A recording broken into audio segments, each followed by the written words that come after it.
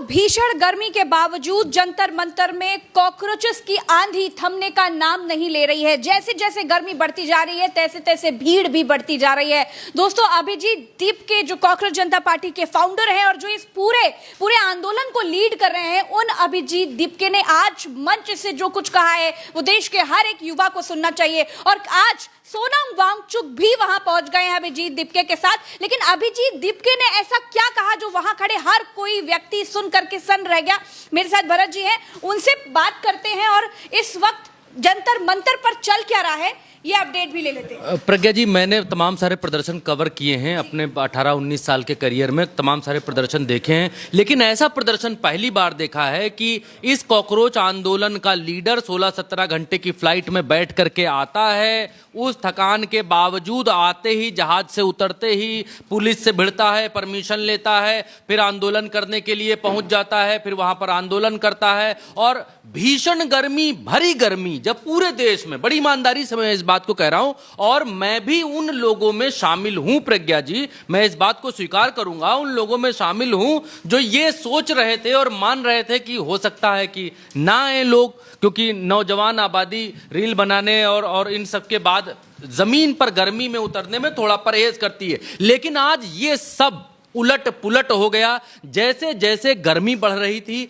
जैसे जैसे तापमान बढ़ रहा था, आपकी स्क्रीन पर देखिए, जैसे जैसे तापमान बढ़ रहा था, लोगों ने तिरंगे का सहारा, तिरंगा अपने छत, अपने सर पर जो है रखा और कई सारे लोग जो है पेड़ों के नीचे, यहां पीछे से देखेंगे तो लोगों का जमावड़ा नीचे है, कई सारे लोग पेड़ों के नीचे, ऊपर, सब हर जगह सिर्फ आदमी ही आदमी। प्रज्ञा जी, जंतर मंतर पर सिर्फ युवा ही युवा, जैसे युवाओं की आंधी टूट पड़ी हो, युवाओं का तूफान यहां पर आ गया हो, जहां सब एक तरफ सोच रहे थे कि कोई आएगा नहीं, हो सकता है इक्का दुक्का लोग ही आए, लेकिन सारी चीजें प्रज्ञा जी धरी की धरी रह गई। और इस देश के युवा ने एक बात दिखला दी है, एक बात बतला दी है कि अपने मुद्दों पर जरूरी नहीं है कि पॉलिटिकल लोग ही उनके मुंह में 4 पूड़ी डाल करके और 500 जेब में डाल करके अपनी बस में भर करके ले जाएं तभी वो वहां जाएंगे। जरूरी नहीं है कि अब आदमी जो है एक पार्टी के पीछे भागे, दूसरी पार्टी के पीछे भागे।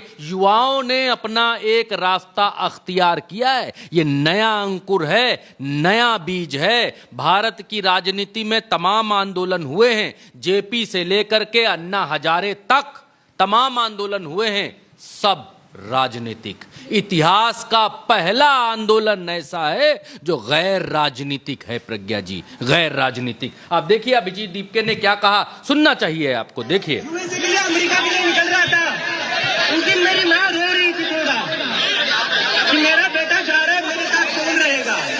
मैं समझ सकता था वो बात, लेकिन जितना मेरी माँ उस दिन नहीं रोई, जितना मैं यूएसए को जा रहा था, उतना वो तब रो रही थी जब मैं अपने घर वापस आ रहा था।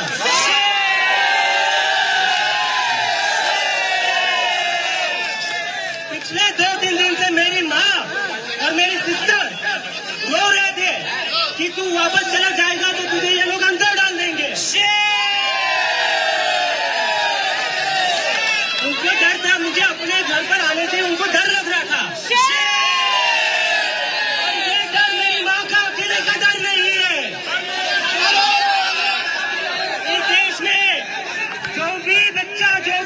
जो भी युवा पॉलिटिक्स के ऊपर बोलेगा, इस सरकार के खिलाफ बोलेगा, अक्सर उसकी माँ को डर लगता है कि मेरे बेटे को ये कहीं अंदर न डाले। कब तक हम ऐसे डर में जिएंगे? एक बार इनको बता दो, हम इनकी डर की राजनीति से अब नहीं डरने वाले। नहीं डरेंगे।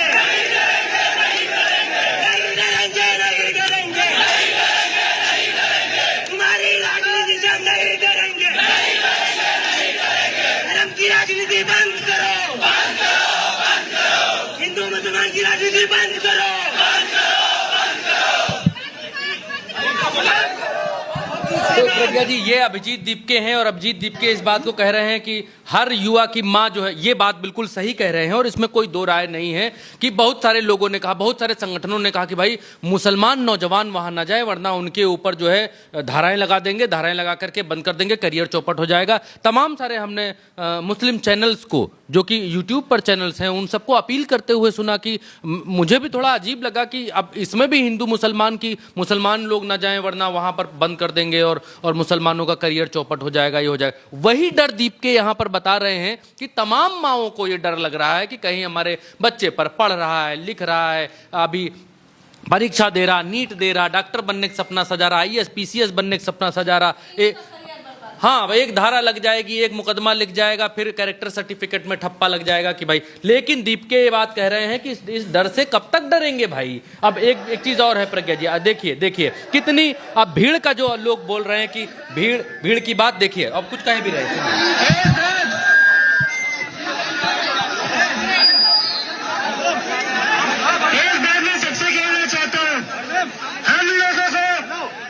पिछले 5 दिन से रिक्वेस्ट कर रहा हूं कि हमें प्रोटेस्ट पीसफुल करना है, शांतिपूर्वक करना है। बहुत सारे लोग हैं, बहुत सारी ताकतें हैं जो चाहते हैं ये प्रोटेस्ट फेल हो जाए। ये हम सबकी जिम्मेदारी है कि ये प्रोटेस्ट फेल नहीं होने देना है, आप सबकी जिम्मेदारी है। कुछ भी हो जाए हम ये प्रोटेस्ट फेल नहीं होने देंगे। सब शांति से एक जगह बैठ जाए। ये अपील है यहाँ पर अभिजीत दीपके, और किस तरीके की लीडरशिप रही वो दिखलाने की कोशिश कर रहे थे प्रज्ञा जी। और अभिजीत दीपके ने ये भी कहा, प्रज्ञा जी ये भी कहा कि they are only doing Hindu Muslim politics in 10 year. पिछले 10 सालों से ये सिर्फ और सिर्फ हिंदू मुसलमान कर रहे हैं और जो इश्यूज हैं उनके ऊपर जो है बात नहीं कर रहे हैं। और we are not a planned party, this is a student outrage. Abhijeet Dipke ने इस बात को कहा कि हाँ जी हाँ बिल्कुल। अभिजीत दीपके यहाँ पर बता रहे हैं कि ये जो कर रहे हैं वो सिर्फ हिंदू मुसलमान की राजनीति कर रहे हैं। इन्होंने 10 साल में हिंदू मुसलमान करने के अलावा और कुछ भी नहीं किया, और जो आम लोगों के मुद्दे हैं उस पर वो कुछ कर ही नहीं पाए। आज जो अभिजीत दीपके, सौरभ दास, विजय दहिया और ये तमाम कॉकरोच जनता पार्टी के सपोर्ट में जो लोग खड़े हुए हैं, ये कोई प्लान पार्टी नहीं है।